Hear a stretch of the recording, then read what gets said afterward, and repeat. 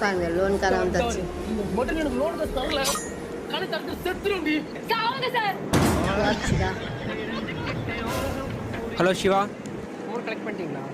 வாங்கல சார். நீ நீ அமௌண்ட் வந்து கலெக்ட் பண்ணாம நீங்க காசே வேலையை விட்டு கிடைக்கலையே. தூக்குறேன். நீ என்ன வேலையை விட்டு தூக்குறது? நானே நிக்கிறேன். வேலையா போயிடும் பார்க்கலாம்.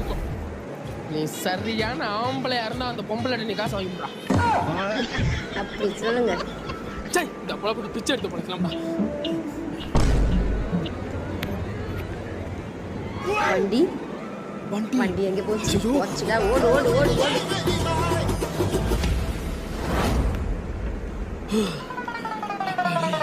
ஆடா.